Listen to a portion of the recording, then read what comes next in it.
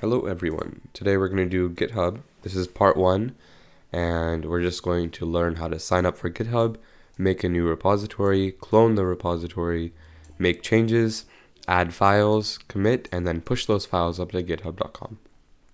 I'd like to go over exactly what a repository is. A repository is basically a folder that's on github.com, and you can make changes to that folder and you can share with others, which makes it really useful for collaboration.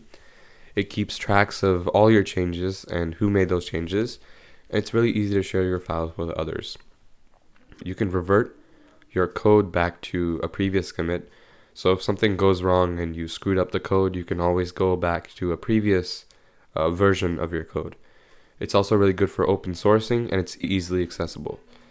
Almost everyone you know or you'll meet in the developer community will know how to use GitHub, and they'll be active users. So let's get into it. The first step is very simple. All you got to do is go up to github.com, and let me just log out so you guys can see this. You press on sign up and enter in all your stuff, and you should have an account. Once you have an account, press sign in and sign in. And once you're in your account, we're going to make a new repository. So press on new. I'm going to call this one repository name. I'm going to call this test git. And I'm going to say tutorial GitHub repository. And I'm going to make this public right over here. Press initialize this repository and then just press create repository. Alright, so now we have a repository up on the internet. It's on github.com, and this is the exact link to our repository. In fact, if we go to the new tab, since this is public, if you paste this in, anyone can take a look at your repository, so that's cool. Let's move to the next step. So the next step is cloning our repository down. So this folder up here that's on the internet, we don't have access to it, or we can't make changes. Actually, we can go in and edit right over here. We can press on this edit button and make changes to our file. But I would much rather that we use something on our computer. So we're going to go over here. We're going to select this link. Go ahead and copy this. And we're going to open Git Bash. So I'm going to close this actually. I'm going to open a new window. If you don't have Git Bash, what you're going to have to do is just search up Git Bash download, just like that. Go ahead to the first link, it should be the first link, and just click on your operating system. Go ahead and download that, and then you can go ahead and launch GitHub. So I'm going to, let me just make this a little bit bigger for you guys. Alright, so I'm going to move into my my desktop folder, just like that. I'm going to make a new folder, and to do that, I'm going to do something called a git clone. So I'm going to basically, essentially what I'm doing is I'm going to take this folder, test git, and I'm going to copy all the files down to my computer. So I'm going to clone. I think we already did this, but just to be safe, copy this. And let's go into Git Bash and paste our link. So we're saying git clone, and then we're giving it the link to our repository. Press enter, and you can see it says done. Once we're done with that, let's actually go into the folder. So if we go into test git, just like this, test git. Now we're inside of our test git folder inside of our desktop. So let's go ahead and go to the next step. So the next step is actually after we're done cloning our repository, I should actually ls to show you what's inside of here. So right inside of here right now there's only one file, readme.md. And sure enough, on the website the only file inside of our folder or our repository is readme.md. So I want to change that. Let's make a new file. This is the fifth step, which is, or the fourth step actually, making changes. So let's make changes. Let's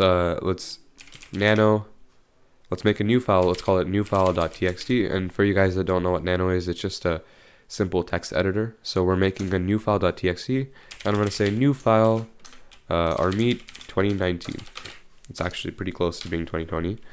Control S to save, and then X to exit. So now we've made changes to our repository. We're actually going to go back to the website. If we look and reload, you can see github.com's repository still only has one website, or one file. Our repository, on the other hand, our folder, ls, has two files. One of them is newfile.txt and the other one is readme.md. So what we want to do is we want to push our changes onto the repository on github.com so that this file over here shows up on the website. So to do that, first we need to track our changes, and that's done by something called git add. So when you add your file to, when you do git add, you're telling GitHub to track that file. And when GitHub tracks the file, it'll scan the file for all the changes that were made. So if I do git add, the third thing I have to do is give it I have to give it a file name, just like this. I could just do new file.txt, git add new file.txt, and this will tell GitHub to track new file.txt. And I can press enter, and you can see it did it. So the issue is with this, if we had 10,000 files in our repository, this is really big, but let's say we had 1,000 files in our repository, it would be really hard for us to go to git add file 1, and then we would have to press enter, go git add file 2, file 3, file 4.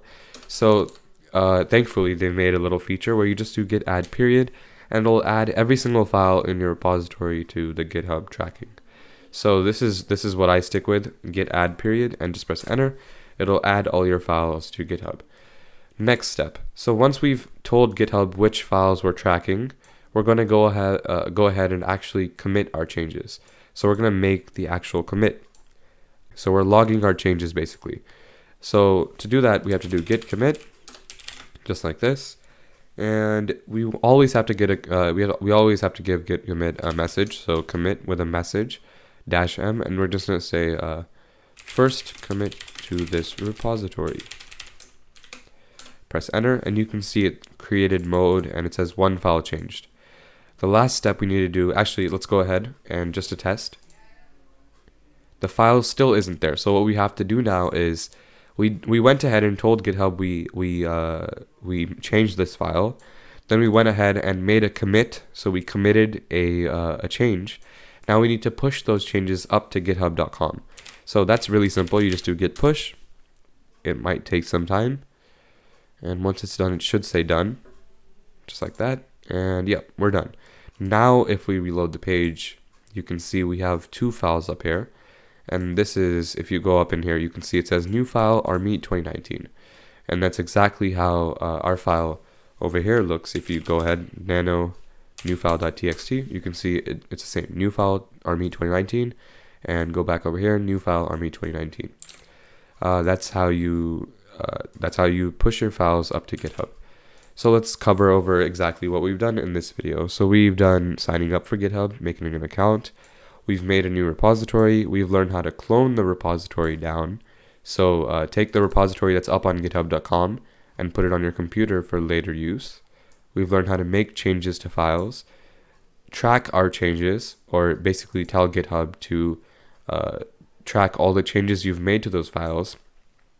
We've learned how to make commits and add descriptions to those commits.